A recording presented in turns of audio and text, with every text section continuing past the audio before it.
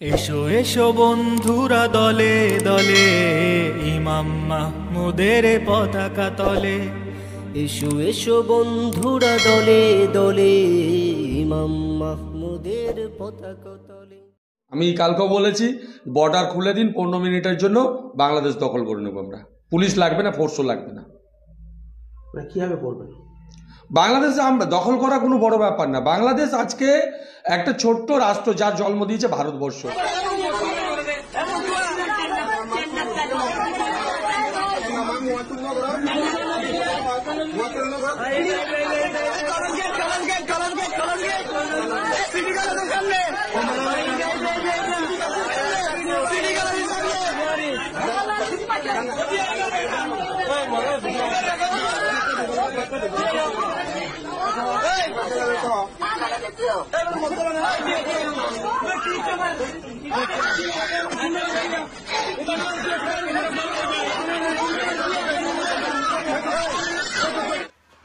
আসসালামু আলাইকুম ওয়া রাহমাতুল্লাহ।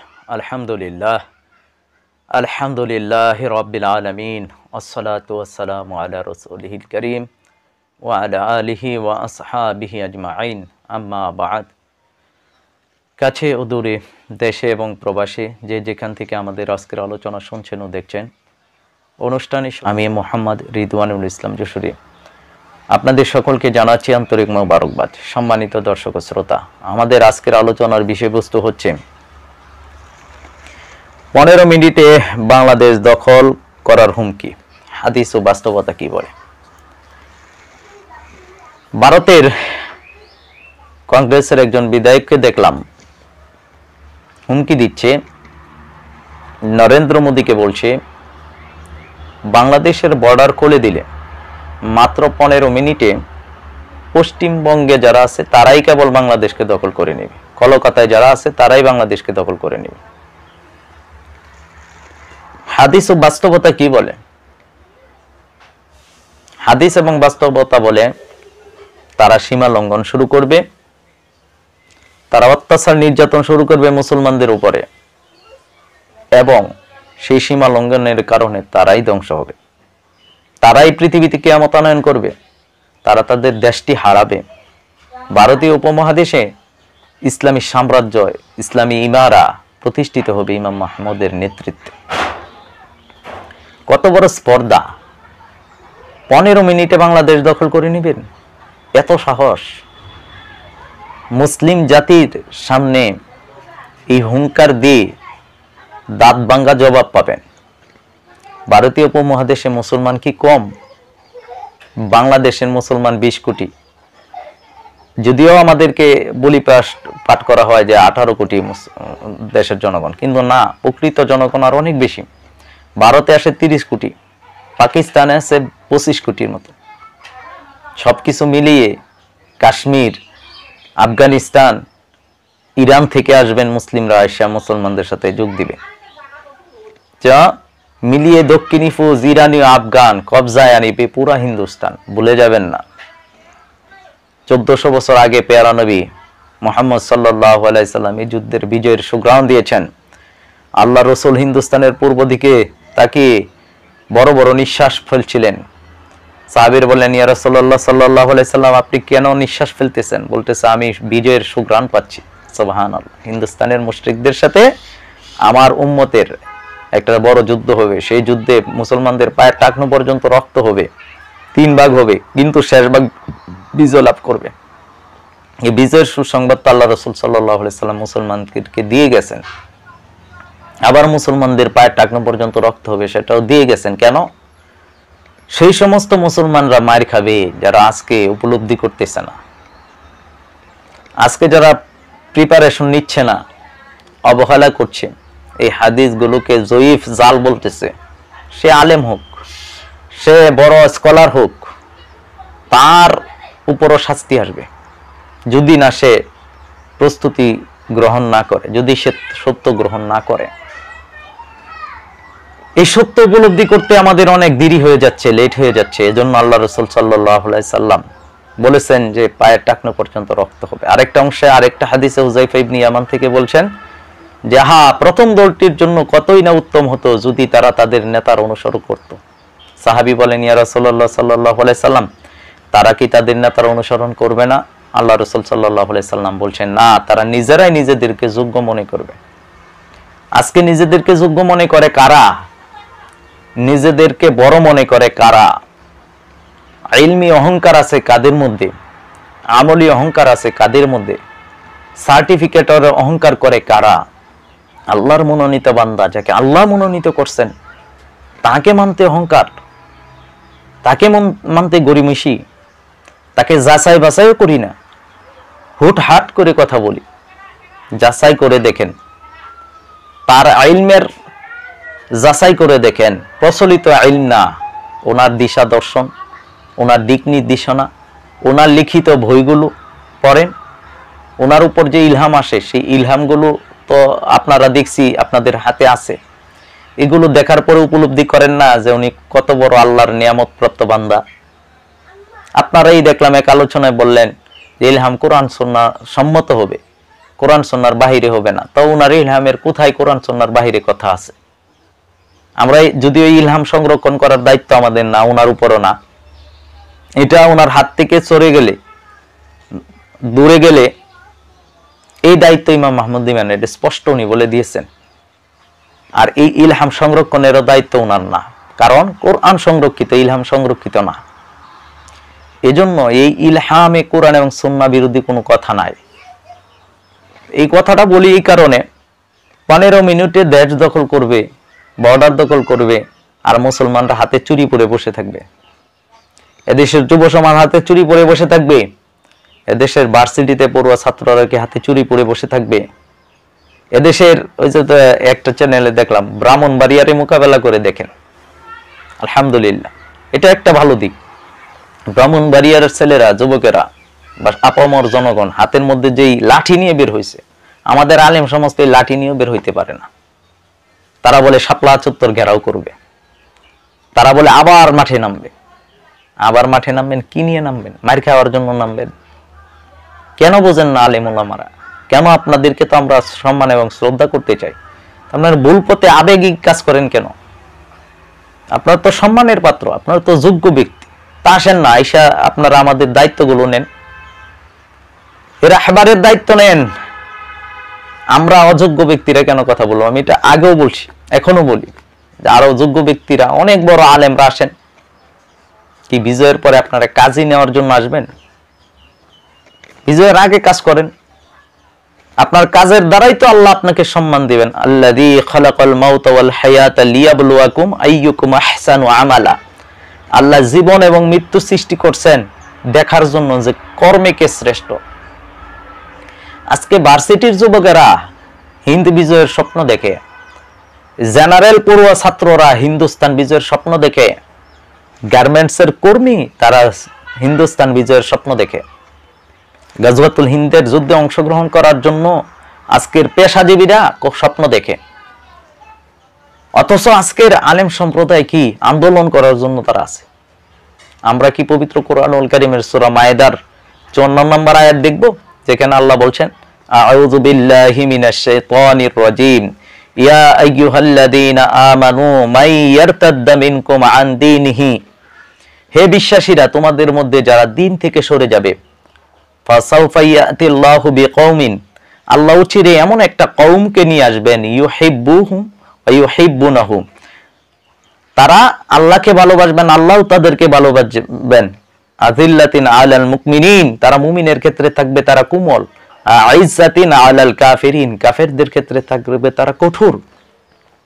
ইউজাহিদুনা ফি সাবিলিল্লাহ, তারা আল্লাহর রাস্তায় জিহাদ করতেই থাকবে। ওয়ালা ইয়াখাফুনা লাউমাতা লাইম, আর তারা কোনো নিন্দাকারী নিন্দাকে পরোয়া করবে না। সুবহানাল্লাহ। এই আয়াতটাতে আমরা দেখি যে আল্লাহ বলছে, হে বিশ্বাসীরা, তোমরা যদি তোমাদের দিন থেকে সরে যাও, অর্থাৎ তোমাদের উপর যে দায়িত্ব দেওয়া হয়েছে উলামায়ে কেরাম, আলেম সম্প্রদায়, আপনাদের দিন বিজয়ের জন্য কাজ করার দরকার, জিহাদের জন্য কাজ করার দরকার ছিল।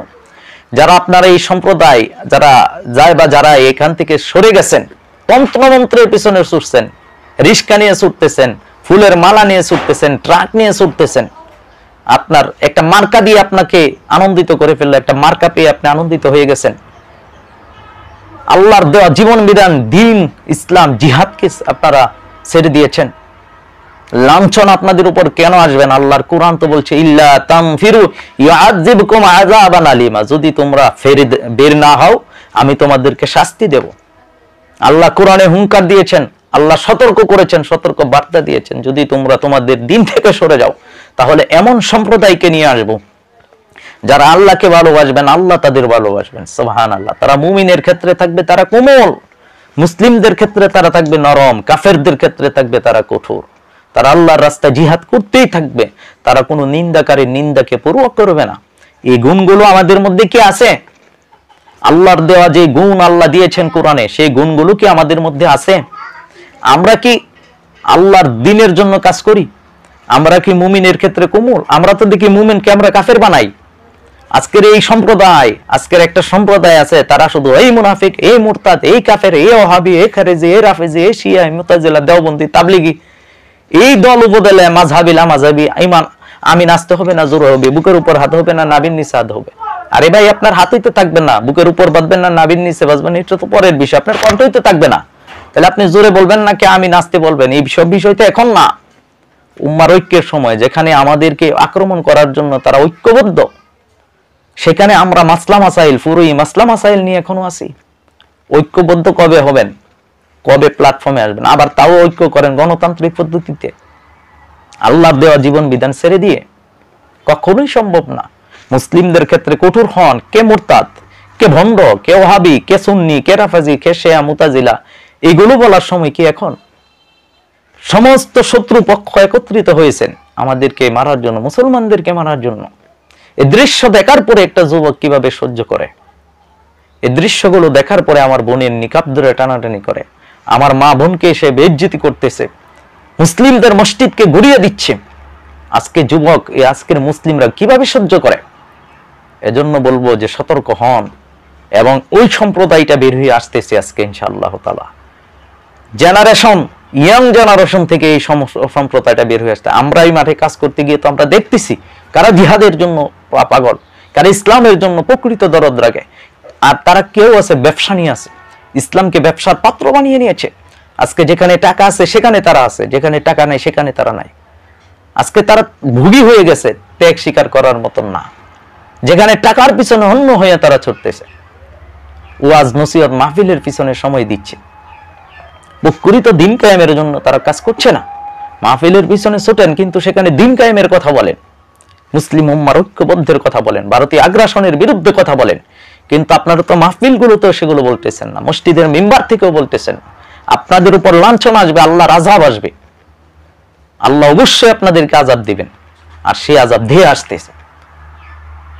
আল্লাহর দ্বীনের কথাগুলো বলেন না, কোরআনের কিছু কথা বলেন আর কিছু বলেন না। কোরআনুল কারীমের ৬২৩৬টা আয়াতের প্রত্যেকটা আয়াতের উপর ঈমান আনতে হবে, প্রত্যেকটা আয়াতকে প্রকাশ করতে হবে। কিছু প্রকাশ করলাম, কিছু গোপন রাখলাম, তাহলে তো আমি সত্য গোপন করলাম। ইন্নাল্লাযীনা ইয়াকতুমুনা মা আনজালাল্লাহ, আল্লাহ যা নাজিল করছেন তা যারা গোপন করে, যা তারা প্রকাশ করে না, ওয়ায়াশতারুনা বিহি সামানান কলিলা, এবং স্বল্প মূল্যে বিক্রি করে। আল্লাহ বলতেছেন উলাইকা মা ইয়াকুলুনা ফি বুতুনিহিম ইল্লান নার, তারা তো তাদের পেটে জাহান্নামের আগুনে ভর্তি করছে। হাসরের ময়দানে তাদের সাথে কথা বলবেন না এবং তাদেরকে পবিত্র করবেন না, এবং তাদের জন্য রয়েছে লাঞ্ছনাদায়ক শাস্তি। কারা তারা? যারা কোরআনের আয়াতকে গোপন করে, অর্থাৎ কিছু প্রকাশ করে কিছু করে না। ওয়াজের ময়দানে যেই সমস্ত কথাগুলো বললে তার মাহফিল কমবে না, তার উপর বাধা আসবে না, নির্যাতন আসবে না, সেই সমস্ত কথাগুলোই বলে। আর যেই কথাগুলো বললে কোরআনের কথা, কোরআনের আয়াত, অথচ সত্য প্রকাশ করে না, তারা কি স্বল্প মূল্যে কোরআন বিক্রি করতেছে না? তারা কি সত্যকে গোপন করতেছে না? আজকের ভারতীয় আগ্রাসনের বিরুদ্ধে মসজিদের মিম্বার থেকে কেন হুঙ্কার আসে না? আজকের মাহফিলগুলো থেকে ভারতীয় আগ্রাসনের বিরুদ্ধে কেন কথা বলা হয় না? কেন আজকে মানুষদেরকে জিহাদের গুরুত্ব সম্পর্কে গুরুত্ব দেওয়া হচ্ছে না? কেন আজকে মানুষকে ঐক্যবদ্ধ হওয়ার কথা বলা হচ্ছে না? না বলার কারণে এই শাস্তি আসবে, না বলার কারণে এই সম্প্রদায়টাকে আল্লাহ সুবহানাহু ওয়া তাআলা তাদেরকে তাদের দিন থেকে গাফেল করে তারা দিন থেকে সরে গেছে। আল্লাহ এমন সম্প্রদায়কে নিয়ে আসতেছেন যারা ইয়ং জেনারেশন বেশি। কিছু আলেম ওলামারা আছেন, তো বেশিরভাগই আজকে আল্লাহ মাফ করুক, আমি আলেম বিদ্বেষী না, কিন্তু বাস্তবতা আপনারা মিলিয়ে দেখেন, সম্মানিত দর্শক শ্রোতা, আপনারা মিলিয়ে দেখেন, আপনাদের মসজিদ, যে মসজিদে নামাজ পড়েন সেই মসজিদের ইমাম সাহেব কি গাজওয়াতুল হিন্দের কথা বলে? আপনি যেই মসজিদে পবিত্র শুক্রবারের জুমার নামাজ পড়তে যান, সেখানে কি ভারতীয় আগ্রাসনের বিরুদ্ধে কথা বলা হচ্ছে? কেন বলা হচ্ছে না? কেন সতর্ক করা হচ্ছে না? যে সমস্ত আলেমরা বলেন তাদেরকে আমরা সম্মান করি। যে সমস্ত আলেমরা ভারতীয় আগ্রাসনের ব্যাপারে সতর্ক করতেছেন, অবশ্যই আপনাদেরকে আমরা ইজ্জত করি, আপনাদেরকে সম্মান করি। আপনারা সম্মানের পাত্র, আপনাদের জন্য আমরা গর্ব করি যারা হক্কানি আলেম আছেন।